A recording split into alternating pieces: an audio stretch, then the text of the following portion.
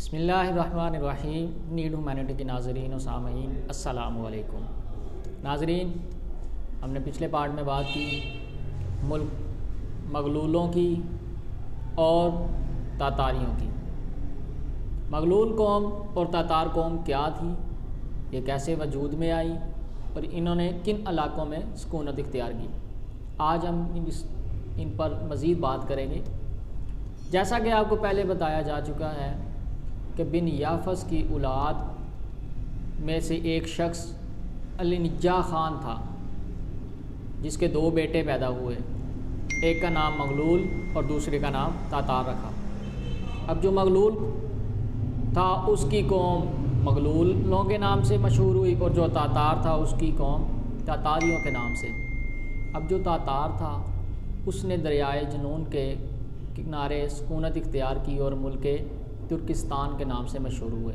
اور اب جو مغلول تھے چین کے ملک میں آباد ہوئے اور اس کے شہر جو مغلولستان کے نام سے مشہور ہوئے. اب آپ بات کریں گے جو تاتاری لوگ تھے، ان میں ایک خاندان بہت مشہور تھا جو افراسیاب تھا. افراسیاب کے نام سے شاہی خاندان تھا. یہ کیانی خاندان سے تعلق رکھتا تھا. ایران کے شاہی جو خاندان تھا کیانی، اسی میں سے. ان کے چند لوگ تاتاریوں کے ساتھ مل کر جنگیں کرتے اور ان کے ساتھ نقل مکانی کرتے اور چھوٹے چھوٹے قبائل میں جا کے جگہ جگہ سکونت اختیار کرتے جدھر ان کو گزر بسر اچھا ہو سکتا.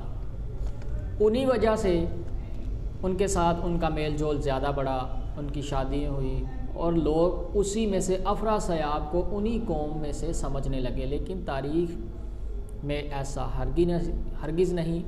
تاتاری اور کیانی خاندان دونوں الگ الگ تھے.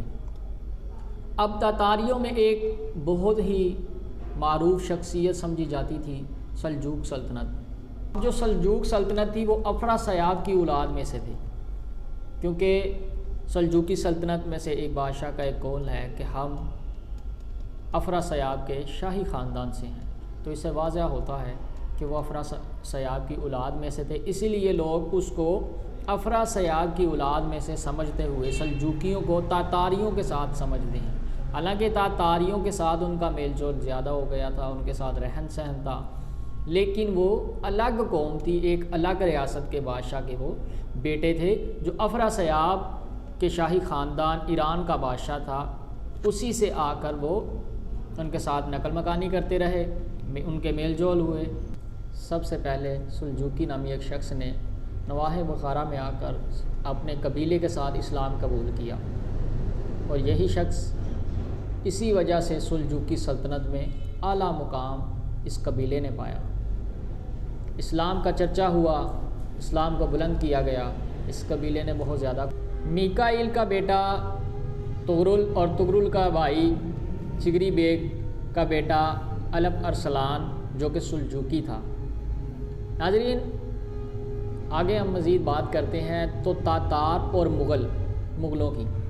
مغلول جو تھے، مغل اور تاتار ہمیشہ ایک دوسرے سے لڑائی کرتے رہے، جھگڑتے رہے.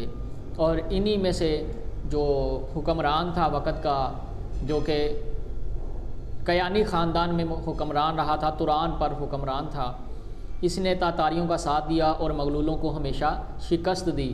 اور مغلولوں سے لڑائی کرتے ہوئے ان لڑائیوں میں مغلوں کی اکثر عورتیں تاتاریوں کے قبضے میں آ جاتی اور ان میں سے جو بچے پیدا ہوتے ان اولاد کو تاتاری لوگ باندی بچہ سمجھتے اور ان کو کبھی بھی وراثت میں حصے دار نہ بناتے.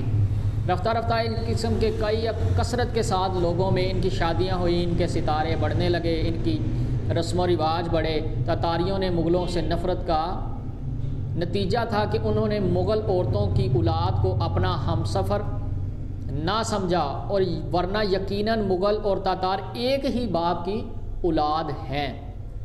لیکن ان لڑائیوں کی وجہ سے تاتار اپنے آپ کو الگ اور مغلول اپنے آپ کو الگ قوم سمجھتے تھے. لیکن ان لوگوں میں سب سے پہلے جو اسلام لے کے آیا وہ سلجوقی سلطنت کا انیباد نامی شخص کے جو اولاد چلی، جو سلجوق بعد میں کہلائی، سلجوقی سلطنت کہلائی. ان میں سے سلجوق جس نے اپنے قبیلے کے ساتھ جا کے، جیسے کہ پیچھے ہم بتا چکے ہیں کہ شہر نواح بخارا میں جا کے اپنے قبیلے کے ساتھ اسلام قبول کیا اور اسی قبیلے نے اسلام کو بڑھایا اور اللہ تعالیٰ نے ان کو بہت زیادہ عزتیں اور رفعتیں عطا کی۔